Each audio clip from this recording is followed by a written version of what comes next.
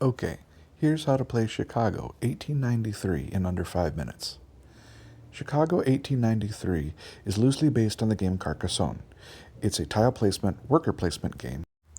The game comes with a starting plate and water tiles with a blue back and land tiles with a green back. The game also comes with 6 sets of colored tokens, separated into 6 workers and 1 alderman, which we'll discuss in a minute. Starting with the water tiles, randomly take out 2 tiles, choose one of them to add to the main starting plate and return the other to the bag. The rules for the water tiles are that river tiles on the north branch of the river can curve north and west, but not curve back down south. The southern branch of the river can again turn west or south, but cannot turn north. And those lakefront tiles have to follow the lakefront and not create a loop. Some of the tiles include what are called monuments. This is one of the locations where you can place a worker. A worker once placed must stay at that location until it is complete. In the case of a monument, that means that the monument is surrounded on all sides by tiles. Then that monument is scored and the workers return to your pool. Once all the water tiles are placed, you should have something approximating the north and south branches of the Chicago River and Lake Michigan. Now we're going to repeat the process with the land tiles. Just like before, draw 2 tiles randomly from the land tiles bag, choose one to place, and then return the other to the bag. You have to obey the rules of the tile. So for instance, in this case, with a boulevard, we could not place it next to Jackson Park because it would interfere with the rail line. However, this location, just north of the river, is perfectly legal.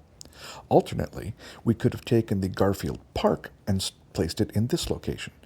Also, because this is a park, this is an opportunity for us to place a worker. Again, the worker must stay in the park until the park is complete.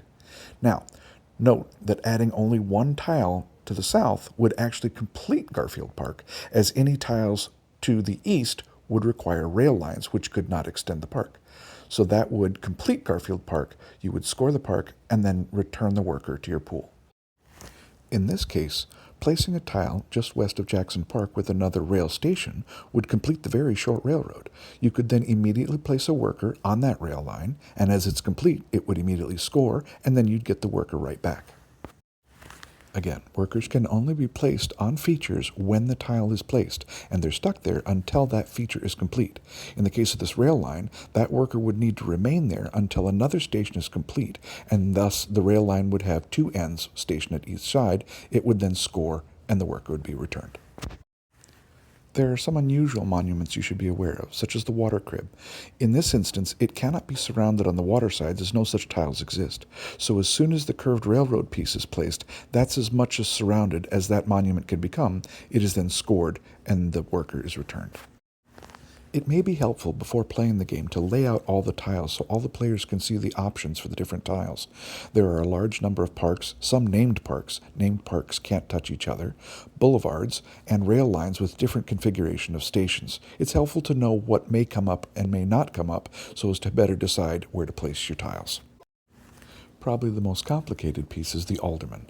When you place a tile, you can place the alderman. He claims a neighborhood or ward. This is the neighborhood area contiguous between him that does not cross any river, lake, railroad, boulevard, or park. It can be complicated to see the contiguous area that this encompasses. It's helpful to have some sort of marker so that you can trace out all the different locations that do not cross those boundaries. In this case, the 1 alderman would have scored 27 different tiles. And that pretty much sums up the gameplay. I encourage you to read the rules, as there are other details like different point systems for the boulevards and parks, as well as final scoring for incomplete monuments and such. But that should get you going. Enjoy.